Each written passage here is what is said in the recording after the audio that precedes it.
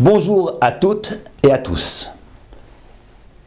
Le moment le plus essentiel de l'année, c'est la soirée de Pessah, qui fête un événement fondateur, la sortie d'Égypte. Mais que signifie sortir d'Égypte? Chachamim nous disent qu'il faut vivre au quotidien la sortie d'Égypte. C'est-à-dire que ce n'est pas simplement un événement qui s'est passé une fois dans l'histoire du peuple juif, mais que c'est un événement à vivre et à revivre à chaque instant. On dit qu'Ilou ou Yotse mi Mitzraïm, il faut qu'il se rende compte et qu'il ait une conscience claire, comme si à l'instant même il sortait d'Égypte. Cela veut dire évidemment que l'Égypte, ce n'est pas simplement un pays qui a eu au niveau historique une certaine réalité, et la sortie d'Égypte ne se résume pas simplement à l'événement historique du fait que les Bnei Israël ont pu sortir du joug du Pharaon. Sortir d'Égypte, c'est se définir comme juif. Pour cela, évidemment, il doit y avoir une dimension symbolique, une dimension spirituelle à cette sortie, à cette libération. Chachamim, pour cela, indique qu'il y a deux domaines, deux modalités qui étaient nécessaires pour constituer l'espace essentiel dans lequel la sortie d'Égypte pouvait être réalisée. C'est-à-dire qu'il y a deux modalités à travers lesquelles le peuple juif pouvait se constituer comme peuple d'Akadosh Baruch Hu, comme peuple qui allait ouvrir son aventure avec Hachem. Quelles sont ces deux modalités? La première apparaît dans un texte du Midrash qui nous dit, commentant le verset de Yecheskel, lequel définit la sortie d'Égypte comme le moment de la naissance d'Israël. Le verset dit que Akadosh Baruch Hu raconte qu'il avait vu Israël comme un enfant qui venait de naître et qui baignait dans le sang de sa naissance, le sang de l'accouchement. Ainsi dit-il, Hachem a dit, Bedamaï Chayir, Bedamaï Chayir. Tu vivras de ce sang-là. Tu vas vivre du sang de ta naissance. C'est comme si il y avait deux sangs, Bedamaï Chayir. Deux sangs qui sont en fait, font référence à deux mitzvot. La mitzvah de la Brit Mila d'un côté et la mitzvah du Korban Pessah, du sacrifice de l'agneau pascal que les Bnei Israël avaient dû faire la veille de la sortie d'Égypte. Cela signifie qu'il était impossible d'envisager la sortie de Mitzraïm, c'est-à-dire la constitution du peuple comme le Ham d'Akadosh Baruch Hu, comme le peuple d'Akadosh Baruch Hu, s'il n'était pas pourvu de la dimension de la mitzvah. Le texte de la Haggadah que nous lisons dit la chose suivante, Ve'at erom ve'eria, décrivant Israël comme dénudé. Dénudé de quoi? Dénudé de mitzvot. Or, parce que le clan Israël n'avait pas accès à la mitzvah, il était impossible d'envisager sa libération.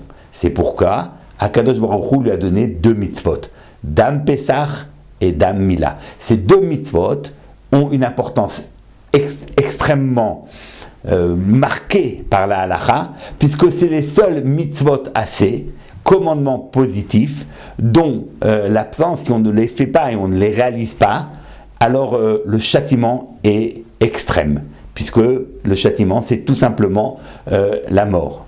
Pas qu'un tribunal donne la mort, mais que ça soit une mort qui soit donnée par le tribunal céleste. Ça veut dire que ces deux mitzvot sont essentielles. Elles définissent les conditions de vitalité d'un homme. Deux mitzvot qui sont l'accès à la libération. Mais, aux côtés de cela, il y a une deuxième dimension, une autre dimension qui n'est pas moins importante. C'est un Rashi qui nous le révèle. Il commente ce texte où Moshe Rabbeinu s'étant vu mandaté par Akadosh Baruch Hu pour aller auprès de Pharaon, du Paro, et lui exiger la libération des Bnei Israël. Moshe a deux arguments pour refuser. D'abord, il dit qu'il ne se sent pas capable, il n'est pas à la hauteur.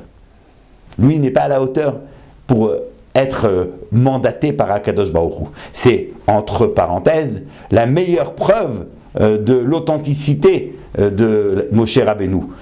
Quand est-ce qu'on peut être sûr que quelqu'un est réellement adapté à l'émission? Lorsqu'il pense qu'il ne l'est pas. Lorsqu'il pense qu'il n'a pas les outils et la qualité nécessaires. Lorsque l'on s'empresse candidat à une élection, c'est que, évidemment, on n'est pas à sa place. Moshe Rabbeinu, dans son humilité extrême, pense qu'il n'est pas capable, il n'est pas à la hauteur de cette mission sacrée.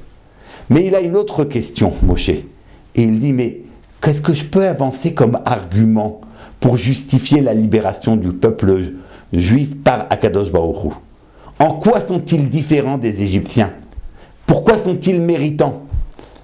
En effet, nous savons que les vicissitudes de l'exil ont fait que les Bnei Israël se sont détachés petit à petit de la tradition de Abraham, Yitzhak et Yaakov, de la vie juive telle qu'elle était vécue parmi les tribus d'Israël.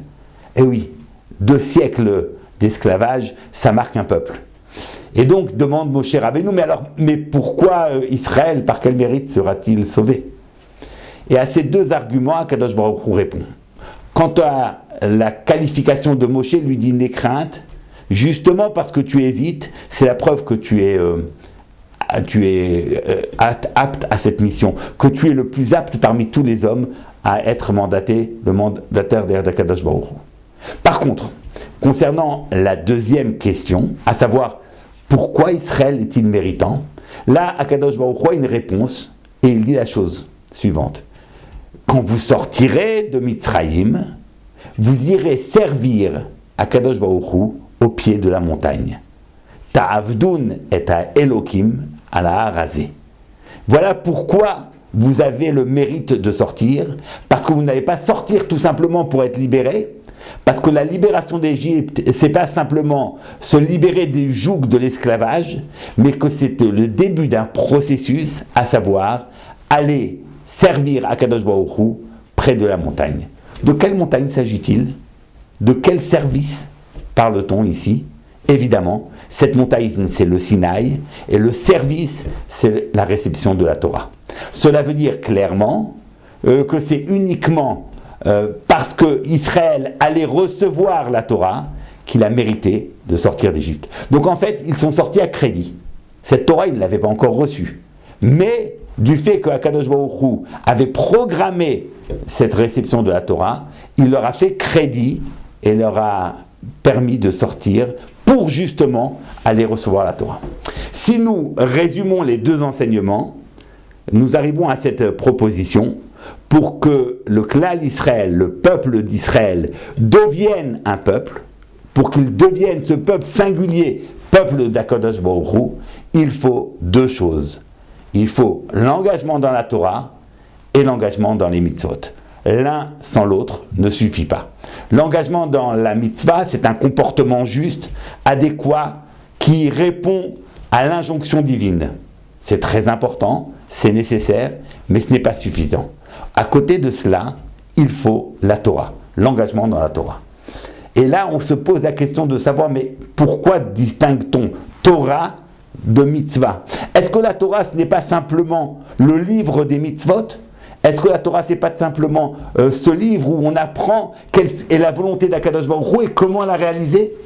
Est-ce qu'il y a une indépendance de la Torah par rapport à la mitzvah? Il semblerait bien que oui. Il semblerait que Torah, c'est une chose et mitzvah, c'en est une autre. Et que c'est simplement l'union et l'accord des 2 qui créent les conditions nécessaires pour devenir le Ham Israël. Je vous invite à enquêter avec moi sur le sens de cette dualité Torah et mitzvot. Parce que c'est une question essentielle. Elle nous définit. Elle définit notre identité de juif aujourd'hui. Aujourd'hui encore, nous sommes définis comme étant juifs par notre accès à la Torah et aux mitzvot. Étudions, analysons ensemble pour comprendre qui nous sommes et ce que nous sommes. À bientôt.